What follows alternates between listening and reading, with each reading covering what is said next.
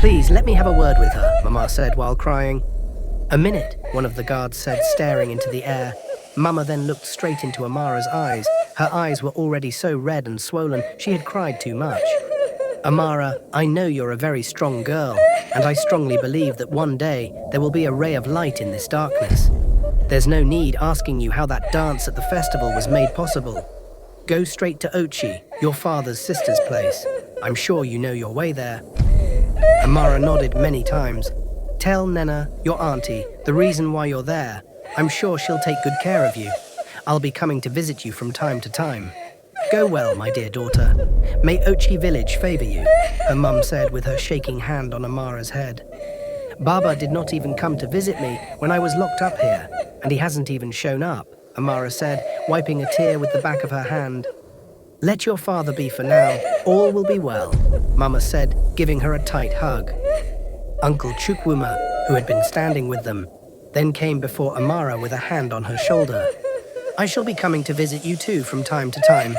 I sure have that feeling that something is not right. But how come you danced so well during the festival? Did anybody teach you before that time? Uncle, that isn't needed now. But Uncle... Then Amara saw Dogo, who stood staring at her without blinking. Yes, talk to me, Amara, Uncle Chukwuma said. Uncle, Amara said, and stopped all of a sudden. She tried to tell him to be careful of Dogo when she suddenly choked on her saliva the second time and started to cough. Water! Somebody please help me get water! Mama cried out, walking back and forth when the cough wouldn't stop, but there was no one to get water. It finally got better for Amara, and then one of the guards spoke out all of a sudden. It's time to go. Then some elders came out of the palace with palm leaves stuck in between their teeth. Lead the way to the boundary, an elder said to Amara. They were already standing in a straight line, waiting for her to lead them. All these shows for me. Amara talked to herself as Mama still held on to one of her hands so tight, not letting go. Lead the way, the elder repeated again. Mama, please let me go. Amara begged Mama, who wouldn't let go of her hand. She finally did after some seconds, and then Amara walked before them to be on the line. As soon as she did, Mama fainted. Amara left the line and hurried to her, and then she heard all of a sudden, "No, it is time to go." Amara looked at Mama, who was already in Uncle Chukwuma's arms, and then at the elders. She then went before the straight line again, and they walked slowly out of there while some villagers followed. Amara looked back. Mama still hadn't woken up, and then she looked at Ruka again, but Ruka immediately covered her face with her hands. They finally arrived at the boundary. Amara, know this. Anyone banished from this village will never ever return.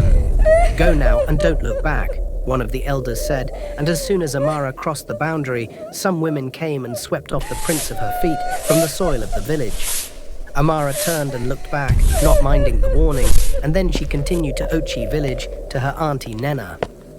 Auntie Nena was outside with one of her daughters, Ebby, when she saw Amara from far away, and then she stood up all of a sudden, staring at her. Amara, is that you? She said, opening her eyes wide.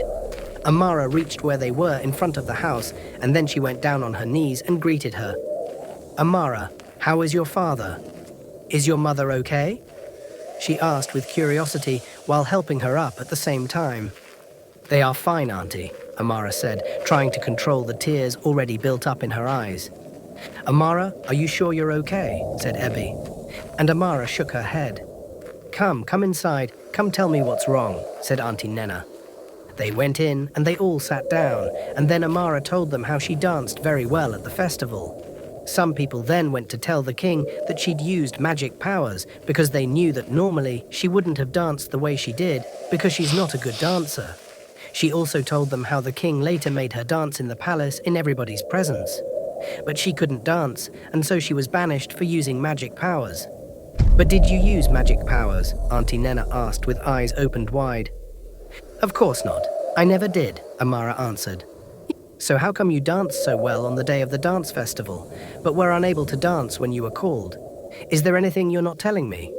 No, Auntie, there's nothing. I don't know how it happened too, Amara said. Ebby said aloud, folding her arms. If you're sure you're telling me the truth, you can stay here. But if there's anything you're not telling me, Amara, she said as she leaned her back on the chair, shaking her legs. The following day, Amara was inside the room Ebi and her sister Chidinma shared with her when Chidinma called her name all of a sudden. She was at the backyard. Amara rushed there to see what was going on, and then she met her standing with Ebi before an empty pot of water. "Yes, Chidinma, you called me," Amara said. "Yes, here is an empty pot of water. Can you please fill it up with water using magic powers?" she said as they both started laughing loudly. "Are you trying to make fun of me?" Amara asked with a hand on her chest as tears built up in her eyes. But when they wouldn't stop laughing, she left their presence. Days went by, and Ebi and Chidinma wouldn't stop making fun of Amara at the smallest opportunity. Amara went to the backyard and then sat under a tree when Mama's thoughts suddenly crossed her mind. She cried because she had missed her so much, wondering if she was fine. "I hope she's okay. Why hasn't she visited?" Amara talked to herself with a hand on her jaw when she started to hear a voice like that of Baba.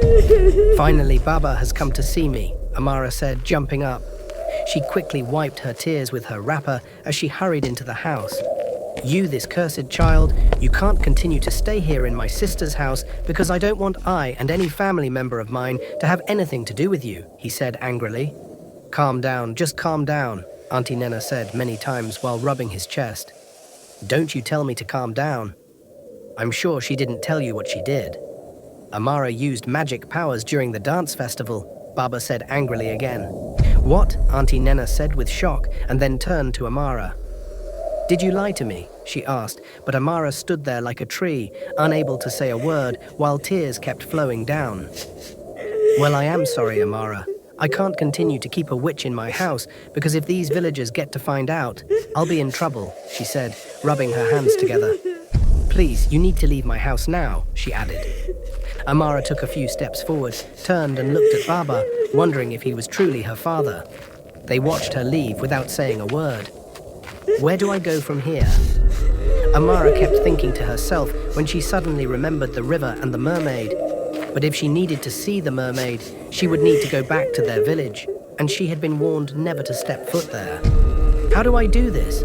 Amara talked to herself with a finger on her lips. She was still on her way out of the village, thinking about the next thing to do, when she saw this mad man pass her by. At first, he was all cool and calm, but as soon as he passed, he started laughing very loudly. Amara turned and looked at him and was about to walk away. Your major problem is that you trust people so easily," he said, and began to laugh again. Amara looked back quickly as soon as he said that. He was right, but she ignored him without saying a word. "If you haven't learned your lesson, then you're on your own," he added, and then began to dance. Amara opened her mouth to say something, but then remembered he was a mad man. She stood there for a few minutes. People passing by thought that she was enjoying his show, but she was actually in very deep thought. Then she finally decided to leave. She walked for 3 hours because she took the back road leading to their village. She was thirsty and very hungry at the same time, but she dared not go into anyone's house to beg for either food or water, so as not to put herself and her family members into trouble. She then saw a mango tree with very ripe mangoes from where she stood, and she hurried there to pick a few mangoes to eat. She picked the first one from the ground, and she attacked it like one who hadn't eaten in days. She was about to pick the second one when she heard a voice from behind all of a sudden. "Are my eyes lying to me?" he said. And then Amara turned quickly. It was Emeka, Dogo's friend. Amara was thrown into confusion, and she stood still, thinking of what to say. "Amara," he said with shock. "Amara the magician," he called with his mouth open, but Amara ignored him and started to look around. "Don't even try that, which is running through your mind. If you try to run away, I will split you into two, like a piece of wood with this machete. I thought you were warned never to return," he said, raising the machete in his hand. "Please allow me to go away from here. I know I am on your soil, but I promise I won't step foot into the village." "Well, if I must let you go, I'm sure you know what to do," he said, rubbing his chin and licking his lips. "No, I don't." "What do I need to do?" Amara asked. "Simple. Just lie on your back and spread your legs. Let me explore your world," he said, smiling as he threw down his machete. "The gods forbid, I will never do that," Amara said, and then she turned to leave. but he pulled her back and tried forcing himself on her. "Help! Somebody, help!" Amara started to scream. "Even if you scream from now till tomorrow, we're the only ones in this forest," he said, still trying to force himself on her. "What are you trying to do? Let her go." They heard, all of a sudden, and then Amara turned quickly to see the savior the gods had sent her way. Look and see, it was the old hunter she met at the river who told her what to do if she wanted to see the mermaids. Emeka moved back immediately and then picked up his machete. "Who are you?" he asked as he held his machete firmly. The old hunter too got his gun ready and then pointed it at him. "If you don't get out of here this minute, I'll blow off your head," he threatened. "I'm not afraid of you. I'm only leaving because I respect your old age," Emeka said as he turned to leave. "Thank you, Baba," Amara said, bowing her head. "I don't want to ask you where you're headed or where you're coming from, but this place isn't safe for a young girl of your age," the old hunter said as he still held onto his gun. Amara nodded many times. He left, and then Amara ran as she ran straight towards the river, a journey which took her like an hour and 30 minutes because she missed her way multiple times because she wasn't too familiar with the back road. Amara stopped running as soon as she arrived at the river. She fell on her knees, breathing heavily, then decided to rest for a few minutes. As soon as she was done resting, she picked up 6 stones by the river and then threw the first one into the river, then the second and the third. As soon as she picked up the 4th stone, she started to hear voices. "There she is! There she is!" Amara heard from far away. She looked closely. Look and see, it was the palace guards. Amara quickly threw the 4th and the 5th stone. "Stop it! Stop that or I'll shoot you!" one of them threatened. "Stop her! She's trying to call the mermaids! Shoot!" another said. Hearing that, Amara threw the 6th stone, and then all of a sudden she heard a gunshot. After the gunshot, Amara found herself in another place, another world, and to top it all, she was in water. But she was breathing fine rather than drowning. She was standing upright alone in a room without support or holding her nose. She started to shiver. She was so scared. She looked around again, and the only thing she could see was herself in an empty room filled with water and a door by the left. "Where am I?" Amara said as her eyes ran through the room, and then she looked into the water with a finger on her cheek. "The guards came after me while I was by the river, and then..."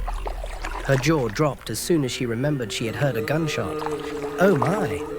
I'm dead," Amara said with shock, running her eyes through the room over again as she broke down in tears. "Mama, how would Mama take the news of my death if they go back to tell her I had been shot and killed?" Amara said to herself as she continued crying, but no single tear dropped.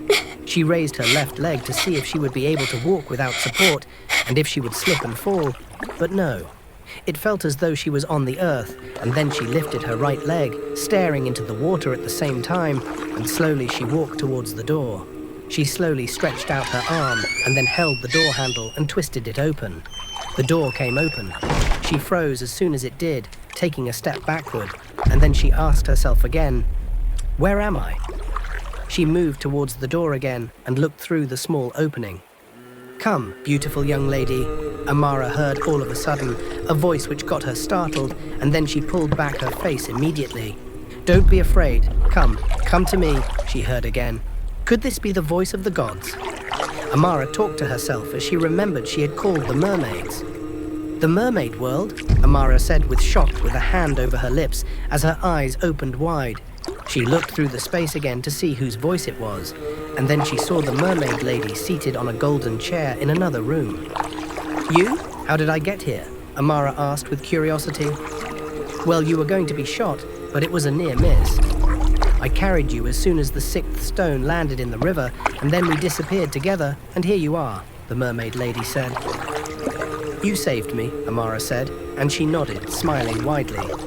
"Thank you, I'm grateful," Amara said. "You're welcome, feel at home, welcome to the mermaid world," she said, smiling from ear to ear. And then Amara nodded. She got up. That was the first time Amara saw her closely. From her waist down looked like the tail of a fish, but it had very beautiful designs and was as shiny as light. Her skin, too, was so fresh and silky, and the length of her shiny hair almost touched the back of her legs. "You're so beautiful," Amara said. "Thank you," she said, smiling and showing perfectly arranged teeth. "Come with me," she said as she moved to open the door. They stepped out together as soon as she did. And look, the most beautiful sight Amara had ever seen in her life. All the buildings were in gold, with doors as shiny as diamond. Amara's jaw immediately dropped in amazement, and she didn't even know when she said the word, "Wow." Mermaids, both old and young, with different colors of clothes, came out as they bowed their heads before her. Amara had never heard about male mermaids before. She saw them with her very eyes. "You seem to be their queen," Amara asked her in a whisper. "You're right," she answered. She introduced Amara to them, and Amara was given a warm welcome. She then took Amara into a very big hall, decorated with different colors of balloons and pearls, with gold tables and chairs. "Wow," Amara said with shock, looking around in love. "Sit," she showed her. "What would you like to eat? Do you have a favorite?" she asked. Amara was still busy loving the whole place with her mouth open. "Hello," the mermaid queen said all of a sudden. Sorry, this place is just too beautiful," Amara said. "You can say that again. I was asking you if you have any favorite food." "Oh, food. No, I don't. I eat any meal that's tasty," Amara said, smiling.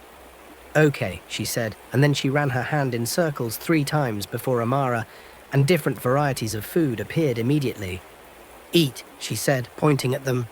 Amara's eyes immediately opened wide. She saw a plate of bushmeat. She got up and picked it up, and then started to eat it hungrily, while the plate was still sitting in her hand, without sitting down. Amara was later taken to a room. Her room, like the queen called it, it was too beautiful. She was going to sit on the bare floor with her eyes fixed to the glass roof, when the mermaid queen pointed at a gold-colored chair and asked her to sit on it. The following day, very early, she called Amara into her room and asked her to sit. "Welcome. How are you enjoying your stay here?" she asked, staring at Amara. "Very well. I love it so much here," Amara said with a smile. "Would you like to become one of us?" "I would love to, but," Amara said, and the queen cut in. "Your mother?" Amara nodded many times. "Your mother has been fine without you, and very soon she will get used to your absence. You want to go back into that cruel world, a world of hate and jealousy. They chased you out to die, remember? If you go back now, where would you stay? Why don't you stay here where almost everything is possible?" A very handsome, tall and fair young man said from behind all of a sudden. Amara turned quickly to see him. "That's my son. His name is Seraph," the queen said, pointing at him. "You have a son as grown as him?" Amara asked in disbelief. The queen smiled. "Oh yes. As a matter of fact, I'm 120 years old. We do not age here in our world," she said. "Wow," Amara said. The young man then came closer with a hand stretched out for a handshake. "So, would you like to become one of us?" he asked. And Amara nodded, smiling. 2 days later, Amara was initiated and became a mermaid with a pinkish tail, and was told that she would be there permanently for 3 months. After then, she would decide if she either wanted to continue staying or go back to her world. She had everything at her beck and call: respect, food, and of course, love. Seraph and Amara started dating, and she must confess, he was the nicest and most wonderful man she had ever met. "Promise me you will never return to your home?" he asked one day on a cool evening. "I promise," Amara said, looking into his eyes. 4 days later, Amara was asleep, and she suddenly jumped up. "Mama," she said with shock.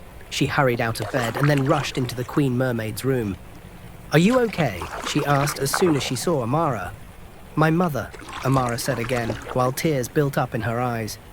"Please, I'd like to see my mother. Is it possible?" Amara asked. The Queen sighed. "I'm not returning home. I would just like to see her," Amara repeated. "Come back tomorrow morning," she said.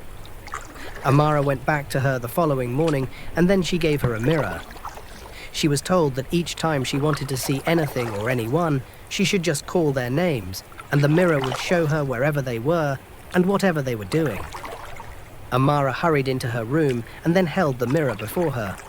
"Please, show me Mama, my mother," she said to it.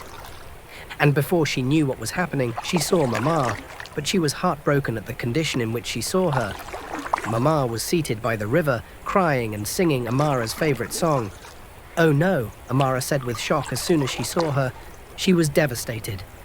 She dropped the mirror and then she sat on a chair, thinking about what Mama must have gone through following her absence. Mama must be thinking that I died, Amara said to herself. What do I do now? She asked herself with a finger on her cheek. Amara rushed out of the room and headed straight to the Queen Mermaid's chamber. She went on her knees as soon as she saw her. You know, whenever I see your face this way, I know that all is not well, the Queen said, moving her tail as she came closer. Now tell me, what is it this time? She asked as soon as she did, with a hand placed on Amara's shoulder. Amara looked up straight into her eyes. I know you have a caring heart and the heart of a mother. Please, I beg of you to grant me this favor. Rise and sit, she said, pointing at a chair close by. Amara rose on her feet immediately and then sat on a chair without leaning her back. Come on, relax yourself and tell me whatever the problem is, she said, still standing before Amara. It's about my mother. I don't know if it's possible for me to see her, Amara said with teary eyes. I do not understand. You are supposed to stay here permanently for 3 months, remember? After which you will then decide either to remain here with us or go back to your world. I know. Please, I know you can do this for me. I just want to see her and talk to her. That's me breaking the rules of this kingdom. What you're asking of me is quite difficult, I must say, she said, and then the door came open. It was Seraph. What is going on here? He asked, seeing Amara's face because it was clearly written that all wasn't well. It's Amara. She wants to go back to her world to see her mother. What? I thought Seraph was going to say something, but Amara cut in. I'm not leaving you or this kingdom. I just want to see my mother. Look, I saw her through the mirror the Queen Mermaid gave to me, and she's by the river crying her eyes out as we speak. So what exactly do you want the Queen Mermaid to do for you? Seraph asked, staring at Amara. To see and talk to her, Amara said, adjusting herself on the chair she sat on. Seraph turned to his mother. Mother is what she wishes for possible. You know the rules, Seraph. I'm the queen of this kingdom, and you know what happens when any rule is broken. I wish I could, but this is beyond me, she said. I have an idea.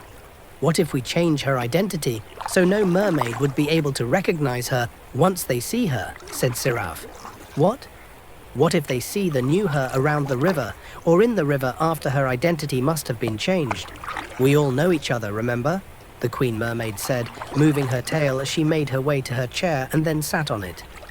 Mother, it is not a sin or forbidden for another mermaid to be seen around this place. Everyone would think maybe she came from another river, you know, Seraph said, and at that point Amara looked at him with a smile. Just my kind of man, she thought to herself. You know, after full change into a different body again, she can decide to even pay her mother a visit from time to time, and no one would know she's the same Amara that was banished. He said again, looking at Amara with a wink. Amara rushed up from where she sat and then gave him a tight hug. For this, you have a special place in my heart, she whispered. Okay, lovebirds, agreed, the Queen Mermaid said. So how would you want the human change? She asked with a hand rubbing the arm of her chair. Amara said, and then turned to look at Seraph, but he only nodded, smiling widely. I want to change into a very beautiful young lady with long hair, silky skin, and a broad waist. So when I wear waist beads, they would just sit perfectly like yours did when you used to come into our village, and to become a very good dancer. And, Amara said, turning her face aside. And, the Queen Mermaid asked, I would like to use the new me to get justice for my old self. I need to revisit those who betrayed me, Amara said, turning to her. Done, she said. Thank you, I'm grateful, Amara said with a smile and a bowed head. After your change, you must not look into the mirror when you are in your world, but you can do so here once you return. And the most important thing, you must not pass a night in your world. Always return to us as soon as it is dusk, she said with a finger raised in the air. Amara nodded many times. Grant her wish, she said all of a sudden, and before Amara knew it, she changed into a totally different mermaid, looking so amazing in her new body. Wow, Seraph and Amara said with shock as soon as she changed. Go now. When you get to the shore, just run a hand over your head in circles 3 times. You will change form into a different human. Repeat the same thing when you want to return here and be changed back into a mermaid, the Queen Mermaid said. Oh, I'm grateful, Amara said in excitement. She held Siraf in a tight hug and then whispered into his right ear. "Thank you." "You're welcome," he whispered back and then held her both hands. "Don't be late," he added. "I won't," Amara said. "Go now," Siraf said. Amara hurried out of there as fast as she could. She was overjoyed and couldn't wait to see Mama again. Even though she wouldn't know Amara was her little girl, at least seeing her would heal some of their wounds. As soon as Amara arrived at the shore, she ran a hand over her head 3 times, and then she changed into a very beautiful young lady. Mama was still around. Amara could hear her cry from where she stood. She walked towards her and then stopped as soon as she saw her. Mama was seated on the ground by the river with a hand on her jaw. Tears built up in Amara's eyes immediately, but she had to quickly wipe them away and then continued to where Mama sat. "Mama," Amara called. Mama turned quickly. "Good day, Mama," Amara greeted, bending her knees. "Good day, beautiful young lady," Mama responded, turning her face towards Amara and then turning back as soon as she did. Amara was heartbroken, seeing how Mama looked. She looked so thin and pale and sick. "Mama, are you okay? You have been here for a while now. I hope everything is okay," Amara asked. "How come you know I have been here for a while?" Mama asked, looking into Amara's eyes, but Amara quickly turned her face aside. "Do I know you? Are you from this village?" Mama asked. Yeah, no. I'm from the neighboring village. I have been sitting over there for a while now, enjoying your song. So I decided to come close," Amara said. "Really?" Mama asked, wiping her tears with the back of her hands, and then Amara squatted before her with a hand on her shoulder. "Mama, are you okay? I'm sorry to ask, but may I know why you're crying?" Amara asked as tears filled her eyes again, but she controlled them from pouring out. Mama smiled, a smile Amara had missed so much. "I am not okay," she said, and then burst into tears. "May I know what's wrong?" Amara asked again. "My daughter, I miss her so much," Mama said, wiping her tears with the edge of her wrapper. "Where is she? What happened to her?" "She's dead. She was shot right here by the palace guards, but her body was never found. They said she fell into the water as soon as she was shot. I miss her so much. She was the best thing that had ever happened to me." At that point, Amara could no longer control her tears. She cried along with Mama. They said she used magic during the dance festival and was then banished because of that. But I don't believe she did use magic, even though she refused to tell me how she was able to dance during the festival, but unable to dance at the palace when she was called to redo the dance so they could find out if she truly used magic or not. Not being a good dancer. Mama looked up all of a sudden and then looked straight into Amara's eyes. "I know this feeling. My instincts never lie. Who really are you?" she said, and then gripped Amara's hands. "Who are you? What is your name and where are you from?" Amara started to sweat heavily, turning her head left and right, just to buy more time so she could think of what to say to Mama. "Where are you from?" Mama asked again. "Like I said before, I'm from the neighboring village. My name is Mona," Amara said, with her eyes looking aside. "Your name is Mona?" Mama asked, and then she opened Amara's hands and started to look into them. "Your hands, just as soft as that of Amara, my daughter," she said, touching them gently. "There's something about you that I can't really say, but I feel as though I have met you before." Mama, that is because you have missed your daughter so much. Don't you think it is time for you to go home and rest?" "You have been here for too long," Amara said to her, trying to control her tears. "You know, I come here every 3 days just to sing her favorite song. I'm no longer the happy, strong, and active woman that I used to be. My daughter's absence is killing me slowly by the day," Mama said with her eyes fixed to the river. Then she turned to Amara. "I wish that her body was brought back so I could at least bury her myself. But do you think she's dead? I have this feeling that she's still alive. But somewhere..." Mama, it's time for you to go home," Amara cut in. Mama let out a deep sigh. "You are right. It is time for me to go home," she said, struggling to stand on her feet. Amara quickly helped her up. "Thank you," Mama said with a smile. "Don't you think it is time for you to go home too?" she asked. "Yes, I will, but can I walk you a little?" Amara asked, smiling and with her hands behind her back. "You want to walk me home?" Mama asked, smiling back. No, I mean I would like to walk you. Please walk me home. As you can see, I'm sick and might need support along the bushy path. I have been coming alone all this while.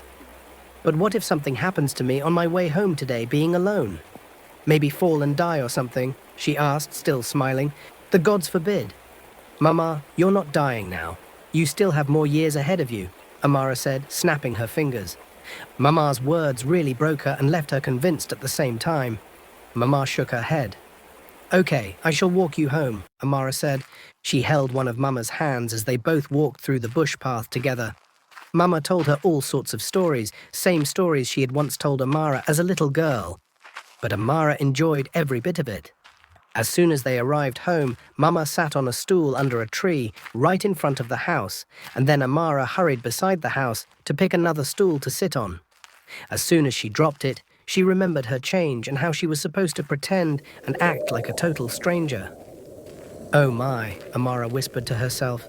But how did you know there was a stool beside the house? Mama asked, staring at her. Amara was shocked as soon as she heard that and became so uneasy. The stool, Amara said, pretending to smile. I just thought to check beside the house. Maybe I would find one, she said. Mama smiled and then nodded her head. Amara was with Mama for a few hours. She helped her do some housework, and when she was about to leave, Baba returned. Good day, Baba, Amara greeted, bowing her head and bending her knees. He looked up and couldn't take his eyes off her. Welcome. How did your outing go? Mama said, snapping Baba out of his daze. Oh, fine, he replied with his eyes off Amara. Who is this one that's just as beautiful as a mermaid? He asked. Amara's heart split into two as soon as she heard that, and then she stood there like a statue with her head bowed. Yes, she's indeed beautiful, Mama responded with a smile. She's my friend. She's from the neighboring village, she added. Young lady, you're welcome, Baba said, and then he excused them. Mama, like I said, it's time for me to go home now. Why not stay with me a little? Mama asked. Maybe some other time, Amara said. You know, ever since my daughter disappeared and my brother Chukwuma died, I don't really have anyone to keep me company. My husband only goes out and comes in and doesn't really bother about me. What? Your brother is dead? Amara asked, opening her eyes wide, and then she remembered she was supposed to pretend. I mean, you lost a brother. Oh yes, his name was Chukwuma, Mama said. What happened? Amara asked. Who knows? The gods called him home, Mama said. At that point, Amara felt really bad because it was something that could have been stopped. But being unable to tell anyone what she had heard and seen really got her so heartbroken. She was lost in thoughts when Mama suddenly spoke. Are you okay? Oh yes, I'm fine. I have to be on my way now, Amara said. Thank you so much. Hope to see you some other time. Sure, Amara responded. She kept looking back. Mama wouldn't stop smiling and waving at her. Amara wished to spend at least a night with her, but if only wishes were horses. On her way out of the village, guess who she saw? It was Ruka coming into the village with beads tied round her ankle. As soon as she came close, Amara noticed she was wearing the bead, the same bead she denied Amara never gave to her. Good day, Amara greeted as soon as Ruka passed. Good day, Ruka replied. Ruka stopped as soon as she heard that. Your waist bead. It's beautiful, Amara said. Thank you, Ruka greeted with a smile. Where did you get it? I mean, I would like to have something like this, Amara said. Oh, this, Ruka said, bowing her head to take a proper look as if she had just put it on. It's a gift from my grandmother. Yes, she said, pretending to smile. Really? Amara said with shock, and then Ruka nodded. Well, my name is Mona. I'm from the neighboring village. I'm Ruka. I'm from this village, and I'm a professional dancer. So feel free to call on me whenever you have an event, she said, smiling. Very well then. I'll take my leave now, Amara said, and as soon as she turned to leave, she saw Dogo coming from a bush path. Wow, the almighty Dogo, Amara said to herself. Meet my husband, Ruka said as soon as he came closer. Amara was shocked upon hearing that as her heart broke into tiny pieces. If you're eager to see how this story unfolds, please subscribe and let us know in the comments below. Type continue to see episode 3. Your feedback will help shape future videos on this channel.